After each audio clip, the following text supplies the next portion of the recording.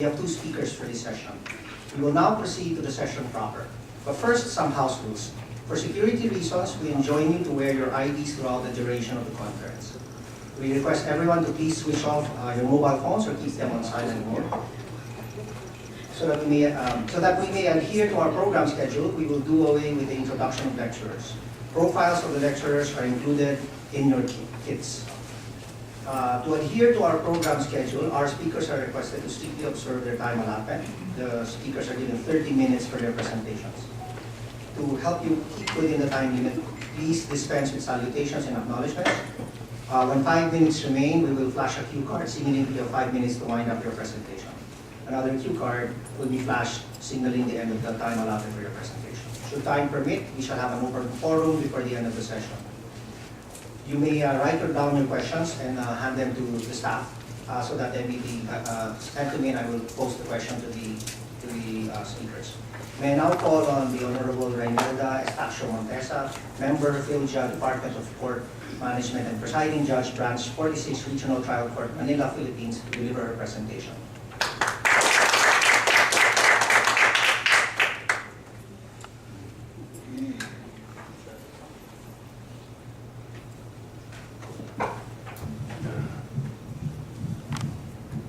Good morning, everyone. Good morning. So today is our last day. I don't know if we're lucky that we're in the last session.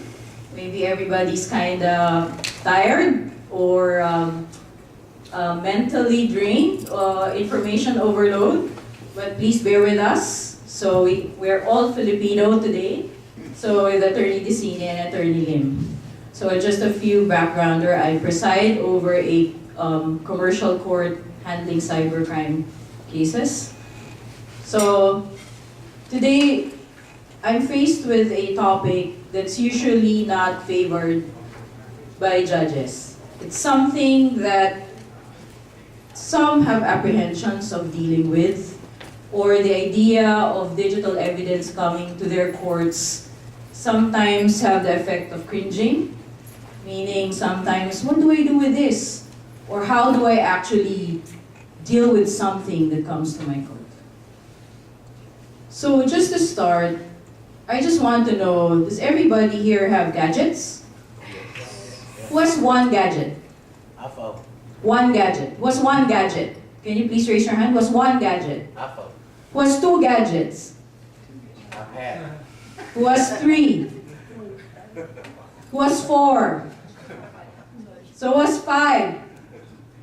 So anybody has social media accounts? Facebook? Who has one social media account? One. It's like, who has two? Who has three? Well, who has four?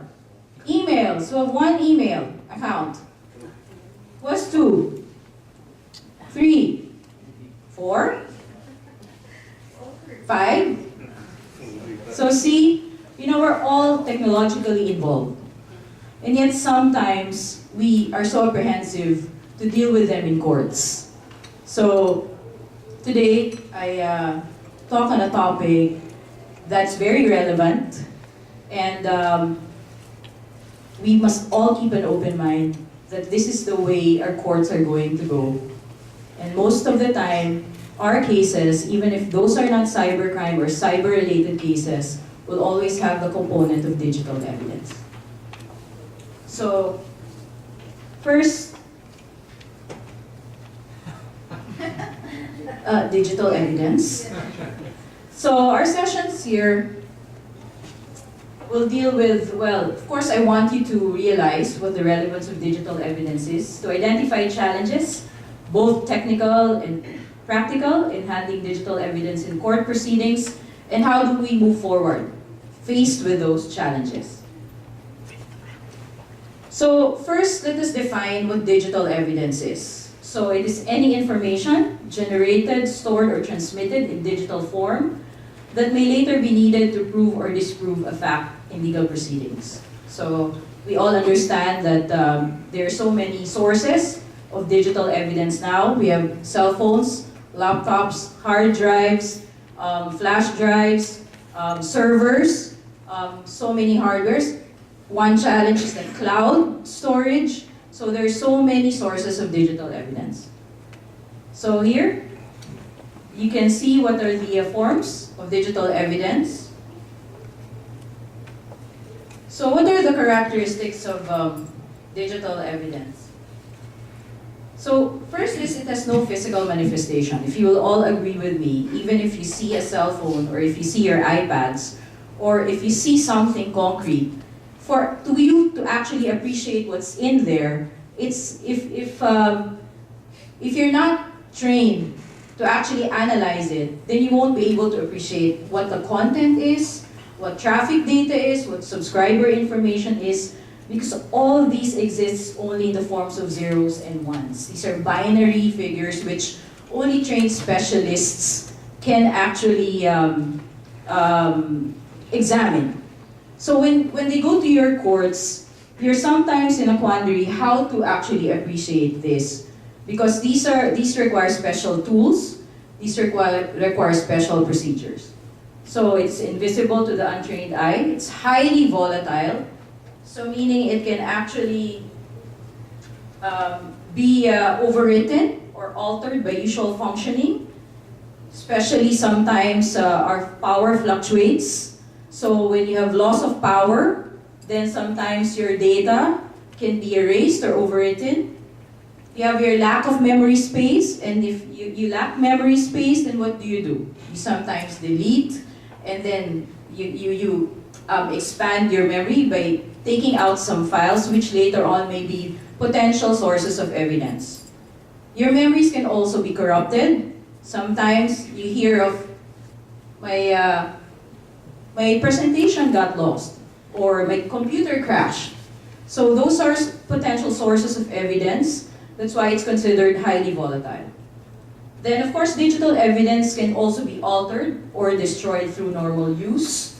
So our computers are constantly changing. So like now, we just bought an iPhone 7 and maybe the next time your phone is obsolete because there's now an iPhone X and an iPhone 8.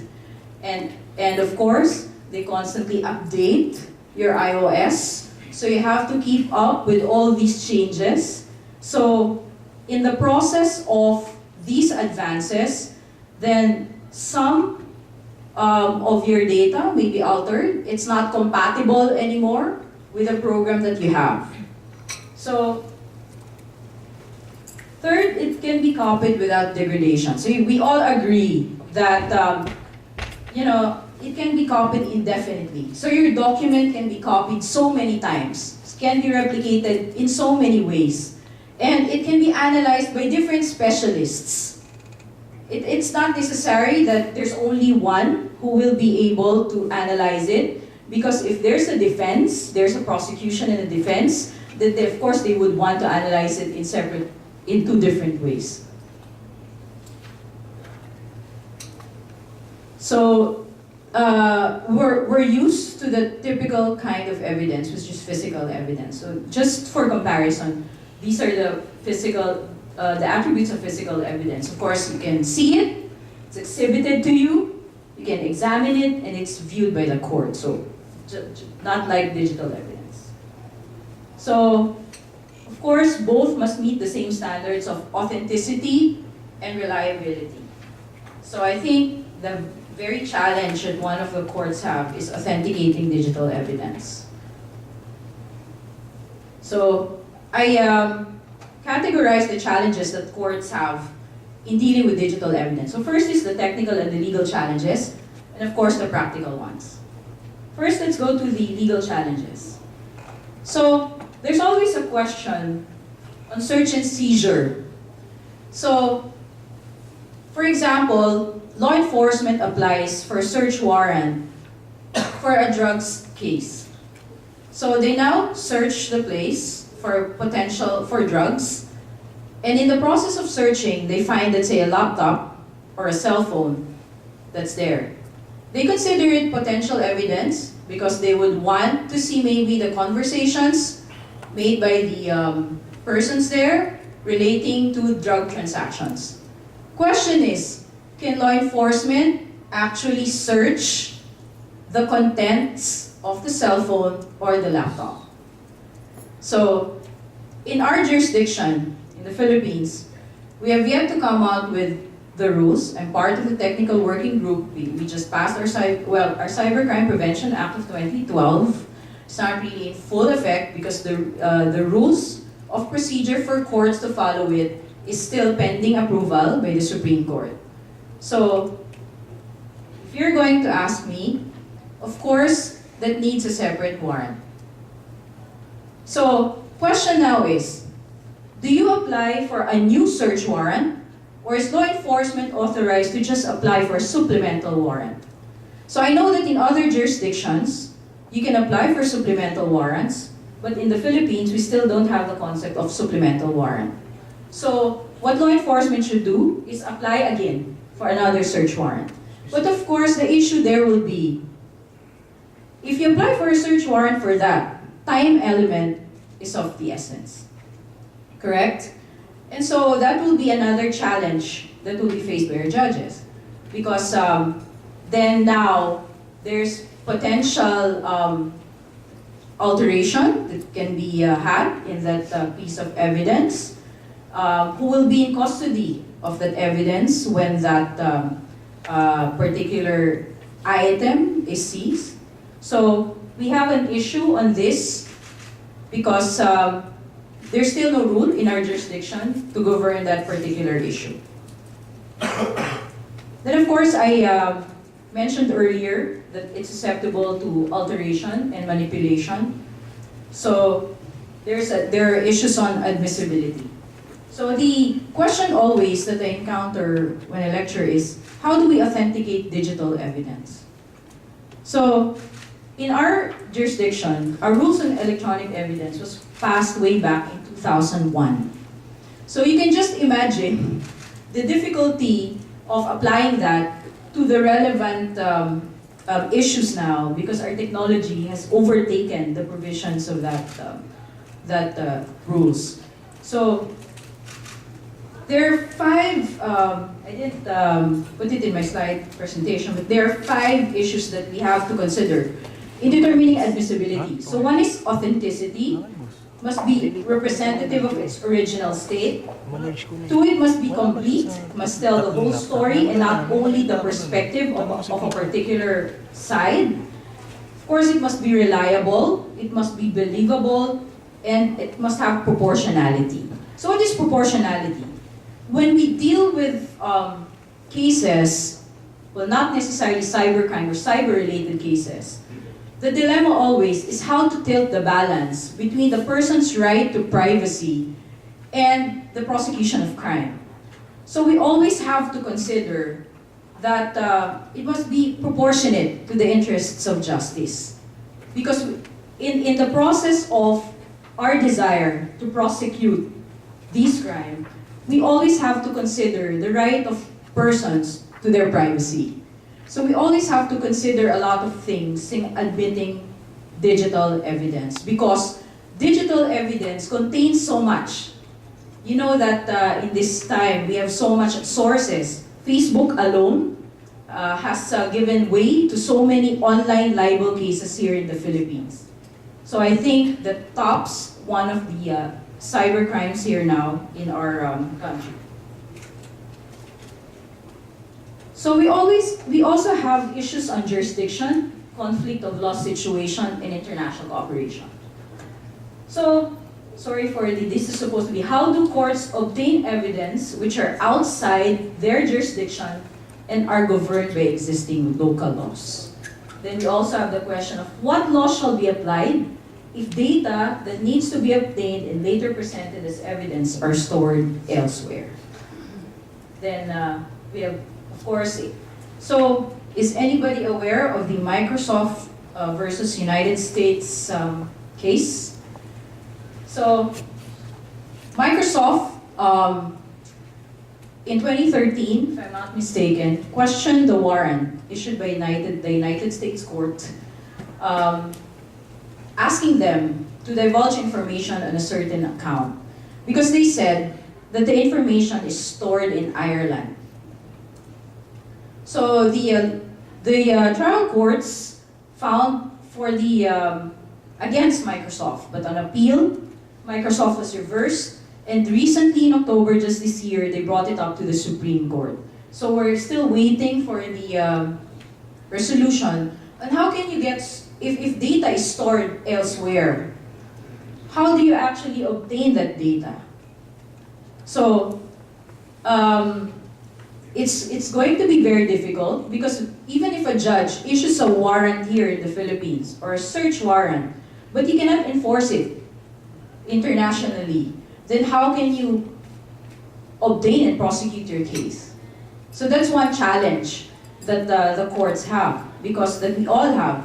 Because now we rely on just what's there. And if we want to actually prosecute the case, and evidence is relied on a document or data that's stored elsewhere, then that's something that has not yet been fully addressed. So, of course, there are international cooperation mechanisms. I would ask our Filipino judges, have you encountered cases where you needed the certification of Facebook or Google to actually prosecute, for prosecutors to present as evidence? So, just to share, Facebook Philippines does not really issue a certification, or they say that they cannot issue because it's only Facebook United States that is authorized to certify on the a certain account regarding the logs and all the IP addresses. So, if you go now to Facebook USA, there are two ways of obtaining evidence from Facebook. One is through MLAs, of course, the mutual legal assistance. Of course, you go through the proper government agencies, and it's a government app that they would coordinate with the US government, and then US government would, of course, coordinate with Facebook, and then go back here. But there's that I think that poses no problem for us, because that's an official act. So meaning, if you receive certification, then the central authority in the Philippines, like the Office of Cybercrime, will be the one to actually testify that this certification is authentic. So there's no issue on its authenticity. But what if law enforcement goes directly to Facebook, and Facebook issues a certification? So normally, Facebook would issue something which is an attestation stating that it is authentic. But in our jurisdiction, and maybe some other jurisdictions, before that document can be admitted into evidence, there must be somebody or a person who would actually testify. So normally, it's the person who issued the certification. Now, how can we obtain witnesses from Facebook? Then that's another challenge that our law enforcement have. And if you go to courts, of course, we only rely on the evidence that's presented before us. And for you to convict or weigh the evidence, for you to convict or acquit, then of course, there's only one way to do it, which is to consider the evidence that's presented before you. And if evidence is lacking because by some mechanism it cannot be presented, then of course, what do? You just have to rely on what's there in front of you. Just like I was talking to Judge. Yes, Sorry, Your Honor. on the point about certification by either Facebook or one of ISPs, Yes, I was wondering whether if you cannot get the best evidence there, yes, you could get your forensics or tech guy to Yes. go to Facebook, do his own searches, collect the evidence, and then he files an affidavit of an expert. yes. Of course, that's another way to. It's another way to, of course, present your evidence. But would your courts accept that? Of course. And I think the challenge that we have here, Your Honor, is that we're, in the Philippines, we're not that, just to be realistic and transparent to you, I think we don't have that enough resources to actually do that. So I think the challenge with us here is that law enforcement is lacking in resources to actually do that. And that's the reason why they resort to going to Facebook. Just of course, they have tools, and they can do other means to, of course, check and get evidence, of course, from the. But sometimes we're financially challenged, So that's the reason why they resort to just going directly to Facebook and relying on what Facebook has to tell them. So I think that's my explanation to your question. So I just, due to my time constraints, I'll go to the practical challenges. I think those are the legal and technical challenges. We can answer some of your questions earlier together with my co-panelists here. So practical challenges, I think what interests us most. One is lack of storage facilities. No? So when digital evidence now comes before our courts, just so our foreign counterparts will be able to understand, our courts are not infrastructurally ready and to actually handle and store digital evidence. So in my court, I preside over a cybercrime court in the capital of the Philippines, which is Manila. But no, I have no internet. So we don't. So we also don't have the infrastructure to actually. I have to pay for my own internet off the record. So for us to actually handle it and to appreciate it, then sometimes we have to go out and use our abilities to use our good abilities to find how we can access it or examine it when it's presented before us. So now in our cybercrime prevention law in the Philippines, the courts are required when law enforcers are asked to or gets a search warrant, they're supposed to deposit everything in court. And sometimes our law enforcement gets everything, meaning everything, practically everything, all the computer devices, peripherals, and everything. So they have to deposit it in court. And of course, we don't have any storage for that. So I think that's one of our concern. I think it's the growing concern. Of course, all digital evidence now, maybe not all, but most of digital evidence now are still contained in drives, compact discs, flash drives, all physical. And I think the option is the cloud storage. But in my case, if I don't have an internet, then of course that's not going to be viable or possible. So, will everybody agree with me on this? So, I think not all of us are trained to handle digital evidence. Not all of us can appreciate what comes before us. So, we need to train. We need to be informed. I know that some of us, or maybe not us in this room, but some are very resistant to learning technology because they say it's so technical or it's so difficult. But I always say you can't appreciate what's before you if you don't understand what it is. If you don't undergo training, if you don't open yourself up and be willing to learn, then that's going to be difficult because digital evidence is the way to go now. So I think our Supreme Court has continuously have capacity building trainings. I think this December, Council of Europe is organizing a conference for training institutes to come together of the ASEAN region so that we can actually create a program on how we can fully capacitate our judges, law enforcement, to handle all these digital evidence. So I think that's a good effort for everybody so that we can be all on the same page. So this is what I was saying, continuing education for judges. So if you've listened to our previous lectures, in the Philippines, PhilJA requires us mandatorily to attend training. So it's not a matter of choice, you have to attend. But I think the complaint of the other judges is that for digital aspects, it's confined usually to commercial courts because we're the ones tasked to handle cybercrime cases. But I think it's going to be rolled out soon that everybody should be trained on how to handle digital evidence. So, I always say that everybody has to be on the same page. So, sometimes when you go to court, your knowledge levels are so different. One is above the other.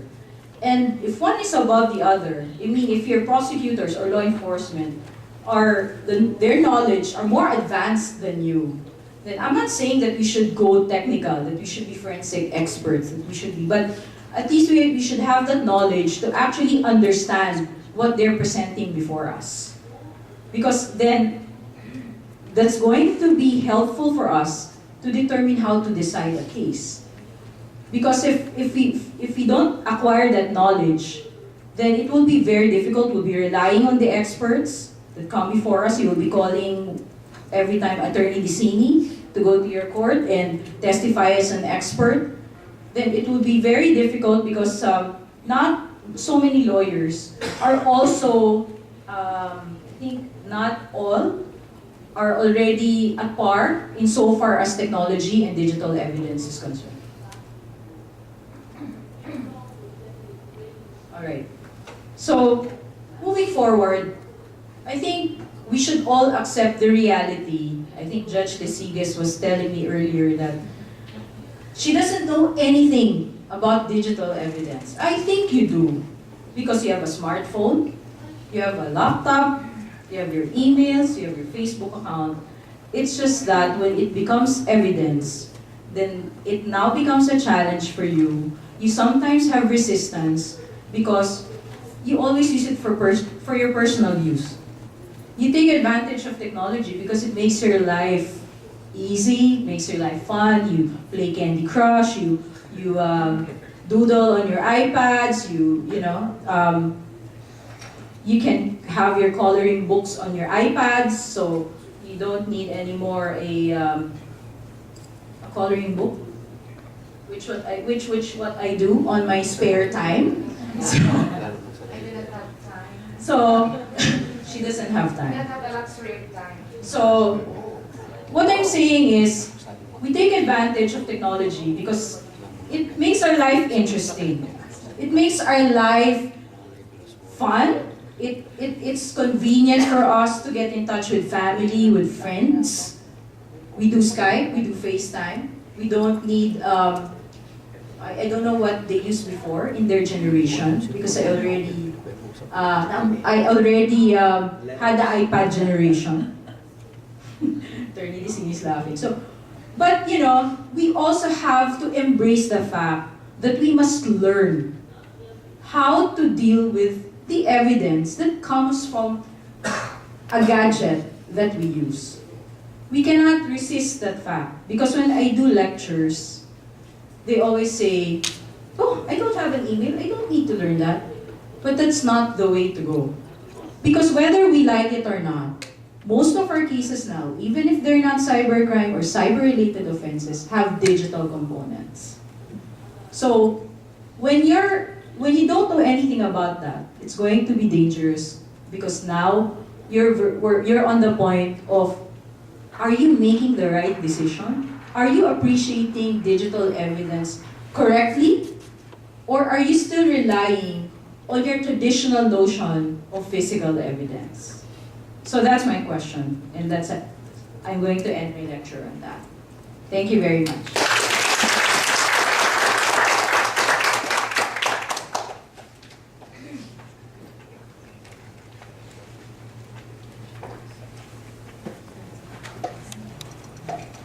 To deliver the second presentation, we have, ladies and gentlemen, Attorney Francis Edlin, Vice Chair, Philja Department of Commercial Law, Philippines.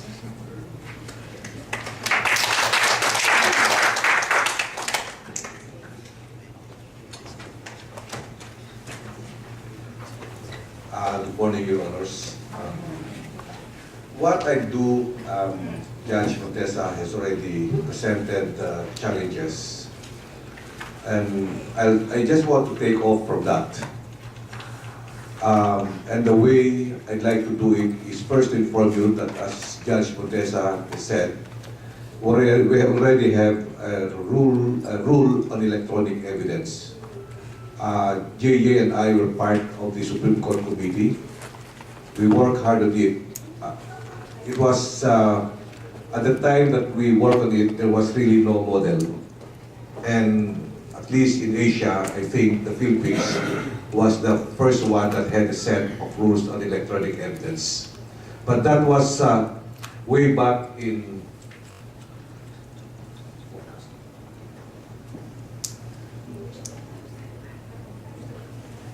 2001, and we are now 2017.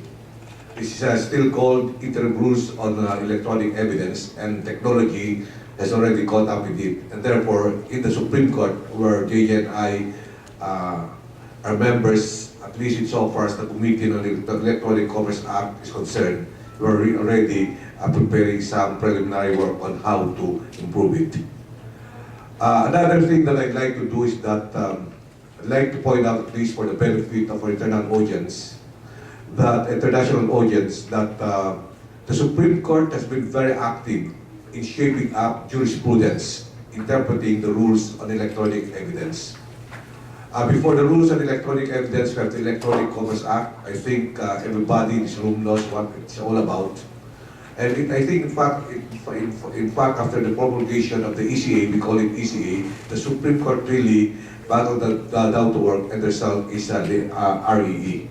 But along the way, there were several decisions. For example, now what are the basic principles of the ECA, or Electronic Commerce Act?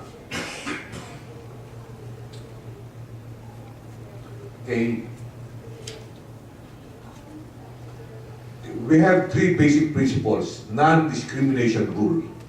The principle basically says that digital information or electronic data messages should not be discriminated against only because they're not in the traditional form, like they're not in a paper. That's number one. That's a very basic principle. The second is that there is this functional equivalence test, that digital information, electronic documents should be treated as the functional equivalent of a paper-based document. Yep. So whatever a paper can do, digital information should be able to do. But considered original. Yeah, that's under the best evidence rule. Yeah, I'll discuss that later on. Now, but the rules on electronic evidence, which implements the ECA, does not say that electronic evidence or digital information is automatically admissible. So our RE is not a rule on automatic admissibility.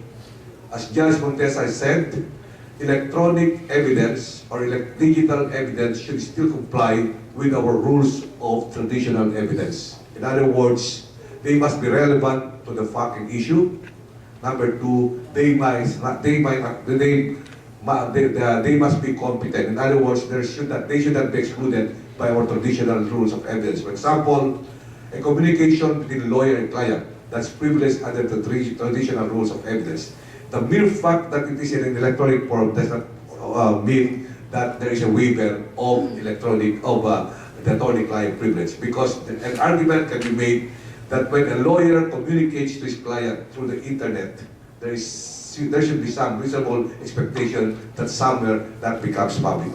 So our RE specifically says that the privileges under the traditional rules of court will remain, despite the fact that the communication or the information, digital or electronic, is not in the traditional form. So that's our RE is very clear on that. Okay, these are the rules, no, provisions, but I will not go to them in detail. Okay. Now, the first case that the Supreme Court decided are text messages, or what we call SMS, electronic documents. I think there was a case where a court personnel was accused of giving out information to somebody in exchange for some money, no? And the evidence that was presented against the court personnel was SMS. And of course, there was some objection, but the court ruled that since there is an REE, these text messages are admissible in evidence against that court personnel or court employee. Okay. The REE also applies not only to civil cases, but also to administrative cases. In this jurisdiction, we distinguish between two kinds of cases. Civil cases are those cases in court. Administrative cases, those that are pending in before our executive branch of government. There was an issue whether our rules on electronic evidence were applicable to criminal cases. In one case, unfortunately, promulgated by the court long after the RE, the Supreme Court said it does not apply to criminal cases. But eventually, the court reversed itself and now has very clear rules that our rules on electronic evidence apply to criminal cases. I don't know what you have in your jurisdictions, but for a time in the Philippines, there was that issue. That issue has now gone away. Okay. Another one is what we call electronic signature. Okay, digital signature. This is treated like as the functional equivalent of a handwritten signature, both under our Electronic Commerce Act and our rules on evidence. And there was a case involving, I think, our national election. We have an automatic, like what you have in other jurisdictions, an automated election system. And there is a digital signature, I think, embedded inside the machine. And the Supreme Court held that that digital signature, digital certificate inside the electronic machine is equivalent to a handwritten signature, and that made the ballots official for purposes of contesting the results of the election. Okay. Now, there is another case by the Philippine Supreme Court. The issue under our jurisdiction, a law before it becomes effective must be published in the official gazette. What happened in this case is that the Senate Rules of Procedure was published through the Senate website. Is that valid publication? And the Supreme Court said, despite the fact that we have an ECA, we have an REE, that is not valid publication, because the REE deals only with digital or electronic information for purposes of evidence, not for purposes of compliance with the publication requirement. The reason I tell you all this, because these things may also become an issue in your jurisdiction. I know you're more advanced, but taking from the United States, we lawyers in the Philippines really want to raise issues, no? To have precedents. And I don't know how those issues are dealt with in your jurisdictions, because we're fond of bringing up legal issues all the way up to our Supreme Court. That's why our Supreme Court is overloaded. Another issue that our Supreme Court dealt with is Judge Montesa already described what are the requisites for admissibility of electronic documents or digital evidence. First, it must comply with the rules on admissibility under our traditional rules, as I said a while ago, and it must be authenticated in the manner prescribed by the rules on electronic evidence. Now, there was this case, I think, there was a very huge case against a state company. The lawyer representing the plaintiff presented photocopies of documentary evidence. And that lawyer, I think was part of our committee, said these are original documents under the best evidence rule. Because the definition of an electronic document, original of an electronic document under our EE includes reproductions. Unfortunately, what was reproduced contains some handwritten signatures. And because of that, the Supreme Court said that despite the adoption of the best evidence rule by the RE, the photocopies of what was presented in that case are not considered originals under the best evidence rule. And therefore, the lawyer lost his case. Okay, another case that our Supreme Court decided is this MCC case. This is an international transaction between a Korean company and a Philippine company. When the Korean, I think, the seller was faxing, sending its order, invoice as order to purchase good to the Korean counterpart, and it was accepted via facsimile machine. I think one of the parties did not pay, the buyer did not pay, so the seller was trying to collect. The question is then, what was presented were photocopies of the fax transmissions, the exchange of fax transmission. The Supreme Court said that these are not electronic documents because under our RE and the ECA, the only the purely computer-generated fax transmissions are considered electronic documents under the ECA. So again, the lawyer lost his case. That's why we lawyers, I think as Judge Montesa has intimated, should also know. It's very important for us to know what are the finer points of digital evidence or electronic evidence. Otherwise, you stand to lose your case as what happened to these lawyers. Now there is the best evidence rule that you were trying to ask. Under our RE, any printout or any output readable by sight or by other means, for example, braille in case of blind, shown to reflect the data accurately is considered an original of the document. So, for example, if I print out an email to me, your email to me, the printout is considered original under the rules on electronic evidence. What if I photocopy that email? Is the photocopy of that email considered an original of that computer printout?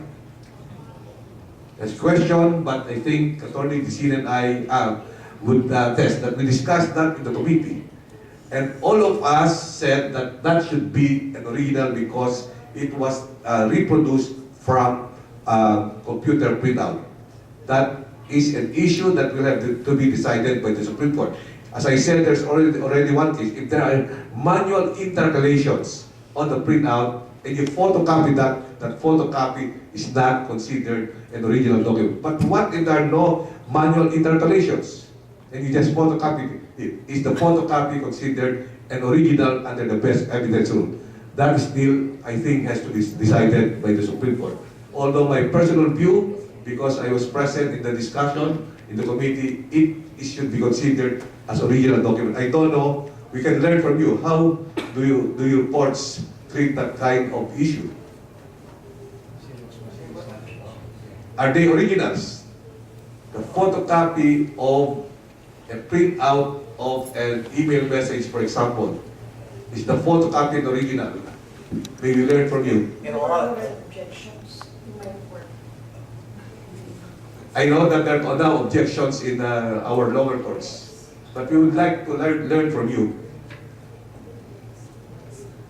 In a lot of courts in the States, I think we really don't get all hung up on, you got an email and we printed it out and we printed out another copy. Yeah. And we made a photostatic copy of it. Photostatic copy, the copy, it's just the foundation is basically when a witness on the stand, is this a true and accurate representation of the email that you sent or you received, yes or no? And if the answer is yes, then it can be admitted. It's just like a photograph. In other words, you might take a photograph and there may be maybe printed out a copy of the photograph and maybe reproduced two or three times. The foundation question is simply, is this photograph a true and accurate representation of So what if was true and recorded? accurate, that photocopy of the photograph is considered original under the original evidence rule. Yes, we just don't get all hung up on And it. how about in your country? Because this is a live issue before our trial courts.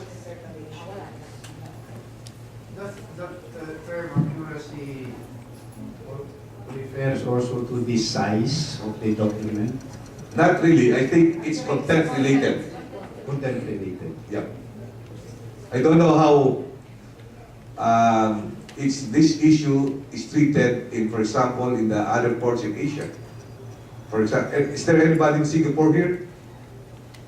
In Singapore, for example, because this issue comes out every now and then. I am not aware of any authority on this, but in the trial courts, most of photocopies are admitted by consent. By consent. Yeah, Not here in the Philippines. The lawyers will object. The other party will object. I mean, the lawyers don't object because they will probably have many photocopies as well. So,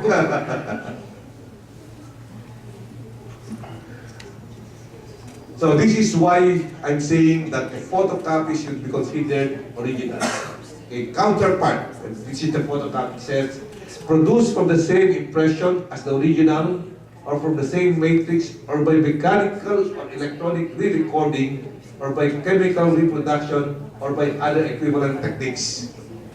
For as long as you're able to show that the photocopy that you're presenting in court is produced this way, and there is no, and it accurately reproduces the original, I think that was the point in the United States, that should be considered an original document.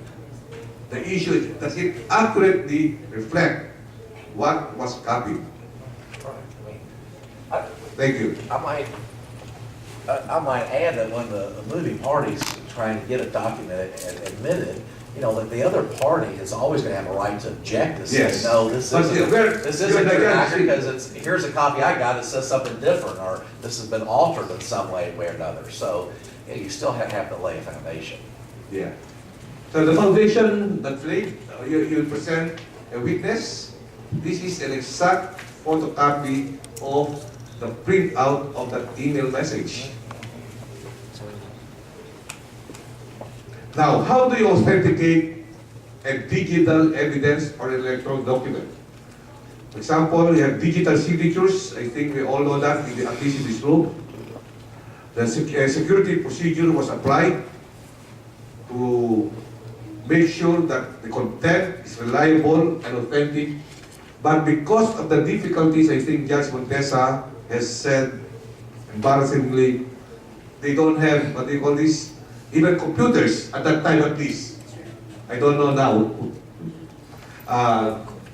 We adopted the layman's approach to authenticating electronic document or digital information by saying other evidence showing the integrity and reliability of the electronic to the satisfaction of the judge.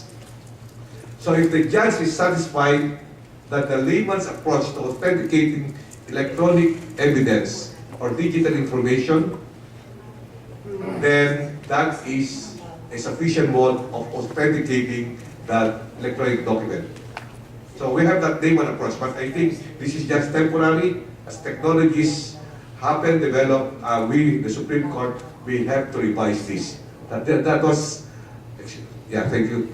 Yeah. Good morning, I'm from Brazil, and I agree with my colleague from the States. Our problem is not established if it is an original or not, because we think that when the documents migrate from the physical form to the electronic form, the idea of what is original or not loses some importance. Yes, we discussed that. In the old legislation of Brazil, for instance, when you get a photo, you must present the negatives. That was under the old system. But with digital photography, you don't have negatives anymore, and the photos can be altered very easily. So the question in Brazilian legislation nowadays is that of authentication. If it is or not an original, it doesn't matter. The problem is authentic. So in our legislation, any means of proof of this authentication is valid. So it's like our Yes. layman's approach. The final conclusion tends to be the same. Okay, thank you. At least we're glad that JJ and I and the rest of the committee adopted what we thought was a practical approach, at least way back in 2001. Okay. We also realized during our committee deliberations that authenticating digital information or electronic information or evidence, being technical, may take a lot of time for the courts. So we decided to have what we call the affidavit evidence. Instead of having a witness testify on direct examination orally, then that the proponent can just submit affidavit evidence showing that the affiant, the person executing the affidavit, have personal direct knowledge and to establish the admissibility of the evidence. For example, that it is relevant, that it is not excluded by the rules of court. Of course, subject to cross-examination by the party, because here in this jurisdiction, the right to cross-examine is part of constitutional due process. For the lawyers, for example, if I have a case and the digital information is no longer found in the website of the defendant, because sometimes they delete it. How do I get the evidence? How do I harvest the evidence to be able to prove my case in court? Fortunately, there are websites, there are sources from which you can harvest, we lawyers, and even judges, if they decide cases, can harvest evidence. For example, we have the Internet Archive, which is a private digital library of Internet sites and other artifacts in digital form. I think this is very informative. I think this site, as of last Saturday, had 306 billion archive web pages. So if you want to look for information, it's no longer available on the website of the defendant or of the plaintiff, you can go to this address. And you may find the evidence that you need for your client. 306 billion archive web pages. We were able to find some evidence from that in the course of our practice. Okay, these are examples of this is how the Wayback Machine, which is the archive for digital information, looks like. Another source is the Library of Congress Web Archives. I didn't know this until I was told by one of our litigation partners. Even in the Philippines, some of the contents of the website of some of Philippine companies, for example, are stored in this Library of Congress Web Archives. So that's a rich source for digital evidence or electronic evidence.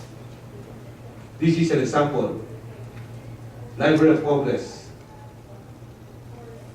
And for example, in the Philippines, we have these contributors,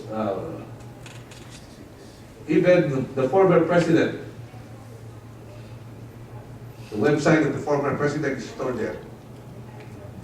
Of course, Trump has his, what do you call this? Tweets. Someday, his tweets. In fact, periodically, the contributors, the Congress has some, the U.S. Congress has some contributors. No? It's a rich source for digital information or digital evidence. Even our former president, okay?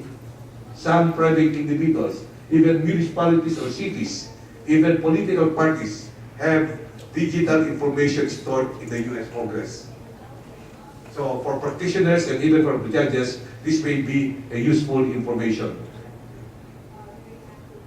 Okay? Now, what's the relationship of the constitutional right to privacy, for example, with Facebook? I think Judge Montesa informed us about that. There's one case decided by our Supreme Court. In this case, high school students were barred by their school to join the graduation ceremonies because they were caught partying, getting drunk with very suggestive clothes. There be the mistakes of the students that they sent pictures to their friends, and the friends in turn shared the pictures to their friends, and the friends of their friends shared pictures with the other friends, and this was brought to the attention of the school authorities, and because of this, the high school students were barred from the graduating. Now, the arguments of the students were the following. They said that we only shared it with our friends, and therefore the photos cannot be presented into evidence without our consent. It's a part of our constitutional right to privacy. Our dean in our law school is here. The Supreme Court said no, because when you send photos, even to your friends only, there's no reasonable expectation from your part that your friends will keep them. Because your friends have friends, Facebook friends. What if your friend tags his friends? For example, I think the example given by the Supreme Court was the original source has 100 friends. He sent the photos to his 100 friends. Okay? The friend that he sent the photo to has another 200 friends. So automatically 100 plus 100. So why are you talking of privacy? If you want to protect your privacy, you have to see it only for yourself. Don't share it with anybody. Otherwise, you waive your constitutional right to privacy. That's our Supreme Court decision on this matter. Emails as business records exception. Under our rules of evidence, if it's part of a business record, even under the REE, then it's an exception to the hearsay rule. Everybody knows what hearsay rule is. That there must be a witness with personal knowledge testifying in court.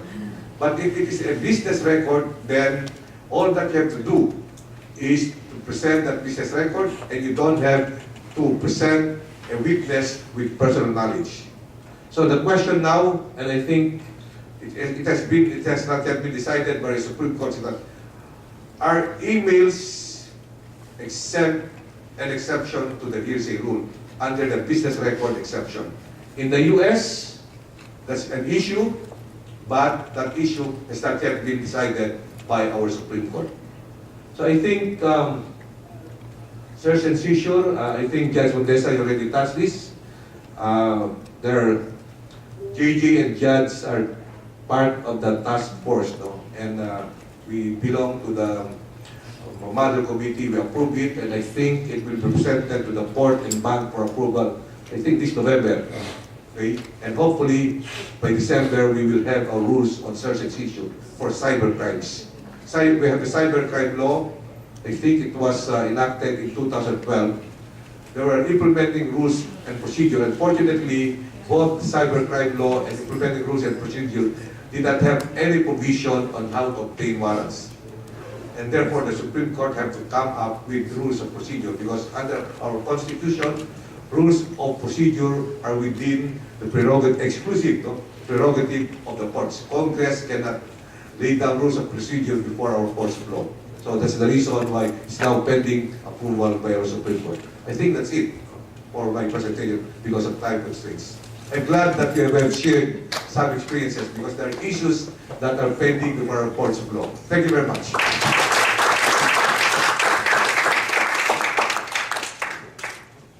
All right. Before we proceed to the open forum, we do have about 10 minutes for an open forum. An administrative note from the organizers. They would like to remind some of the participants to return the interpretation devices, headset and receiver, to the interpreter's booth located at the Bonifacio Hall, not later than 12 noon today. All right, so we now proceed to the open forum. Please raise your hand so our assistants can hand over the mic to you. Please identify yourself and the organization you're connected with.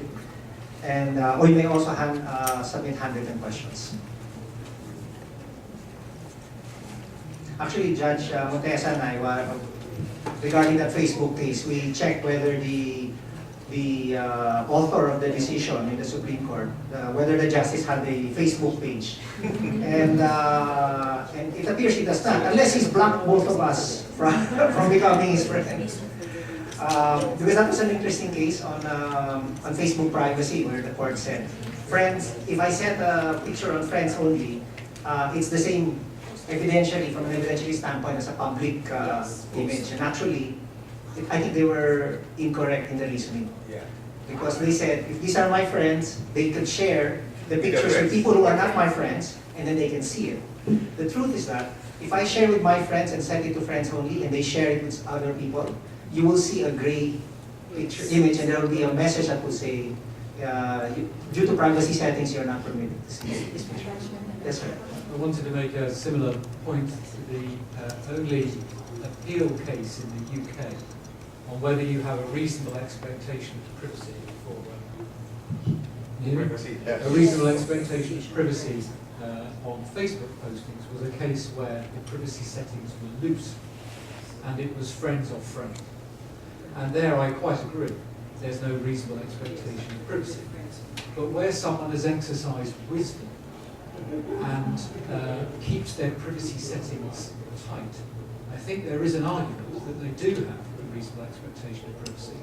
If you say they don't, then you give cover to other organisations, including police and government, Yes. to look at what people are doing online as well. Just want to make that observation from the UK experience. That's correct. Very easy, just to interject. I think that's the reason why our social media sites are also aware of this. That's why we are given the choice of to go public, or do we want our settings to be private? And I think I agree with, we were talking a while ago, that I think there must be a distinction, or just like what you said, the reasonable expectation of privacy must also be considered. And I think it must not be a sweeping ruling in the sense that just because it's Facebook and you share your pictures, then it becomes public. And I think it has to be considered whether the person has chosen that his account is private. And I think that should be given due consideration. I think the question to the mind of the justice that wrote this decision is reasonable. When you share it with your friend, is it reasonable for you to assume that your friend will not share it with his friends? Because your friend may tag his friends. So I think the issue is reasonableness. Anyway, that's a constitutional law issue. We have a question? Sorry, handwritten question. Just reminder, please identify yourself and Okay, identify sorry, the organization I see. for the documentation.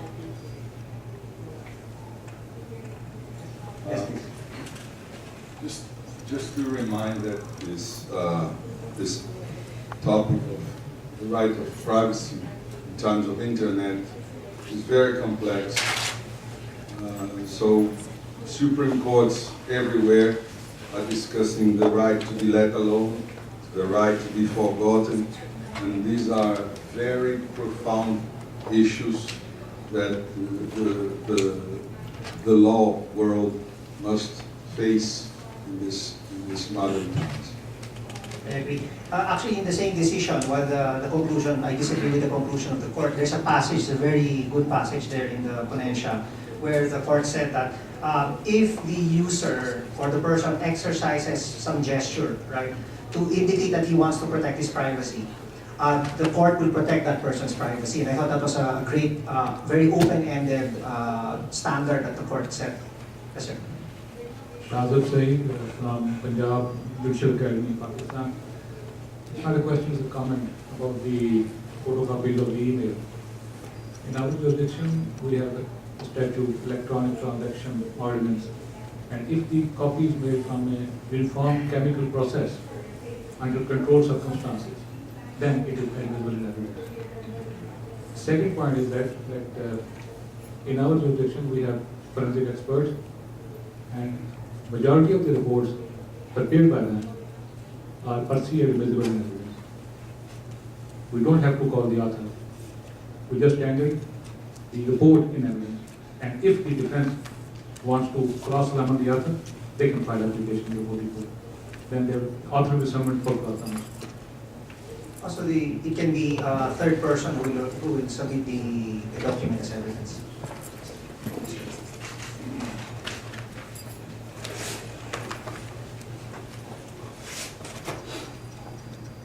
I'll identify myself this time. Barry Clark from the United Kingdom, and I'm a judge. But I also have training responsibilities for judges, and I actually wanted to ask a training question. I was very struck by your opening about who's got how many gadgets, how many email addresses. We are a self-selecting group of judges who are IT enthusiasts, largely. So we understand this stuff, and we get it. But you mentioned that there are colleagues that struggle with it.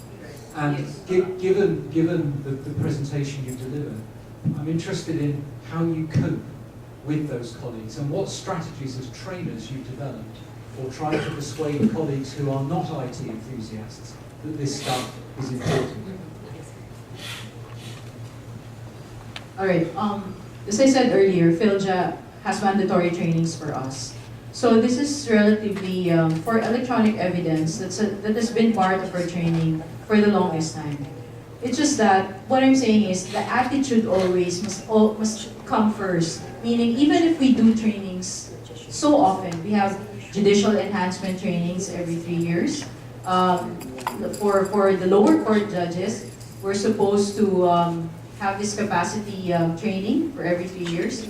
But the takeaway, I think how you apply it in your courts is a totally different ballgame. That's the reason why I said some of the colleagues are resisting this idea. I've been doing lectures for cybercrime, and it's so difficult for them to actually participate and embrace the issue. So, although it's mandatory for us, it poses a challenge, because especially now that we have our cybercrime law, we're coming out with the rules on cybercrime warrants and related issuances. And of course, PhilJA has, I think, developed a ladderized training. So we have the step 1, the step 2, and the step 3. So there's a basic, there's an advanced, and there's another advanced stage. But that's still in the works, so we haven't gone to that point. You wanted to say something? Yeah, I wanted to come back on that. I like the idea of the staged training. Yes. That when the struggle that we've had in the UK is this, that as a principle of training around IT, that we go at the speed of the slowest, because otherwise you lose them. And the problem then is that half the audience don't learn anything. And by virtue of going at the speed of the slowest, you're delivering to a diminishing number of people. If you then, as an alternative in your training strategy, have different sessions, like this one, they don't come. So I don't really know what the solution is, but I like the idea of graded levels, where there's a sort of, what our colleagues from the States might call IT 101, and you can build on that. Maybe that's the way to go. In our country, we do regional training because we're separated by islands. So PhilJA does the regional training. So the judges here in the metro, and then we have different regions. So the trainings are in different regions. For IT, for digital evidence, for cybercrime, cyber-related offense, so we do first with the commercial court judges, who are the specialized courts, to handle all these cases, and then PhilJA goes down to the other general jurisdiction courts. I think now the judges are more aware that they need to know, because like I was talking to them yesterday, and they're really interested in this session, because there are so many cases now coming to courts that have digital components. So I think we're getting there, but maybe slowly but surely. We're running a little bit over time, but we'll take one more question. Anyway, Dean Candelaria is here, so I better make this comment. I think whether we like it or not, IT is here to stay. Digital evidence is inevitable. So I think the field judge should make it one of the subjects for newly appointed judges. Because after that, there are only few selected judges who undergo training on this. And usually it's the commercial courts. So I think that could be a good step, Dean, if we could incorporate this kind of subjects for newly appointed judges and then make it continuing career enhancement seminars. This should also be included. Or appoint millennials as judges. Yes. Because they already know. Digital meetings. On that note, please join me in thanking our speakers, Judge Nel and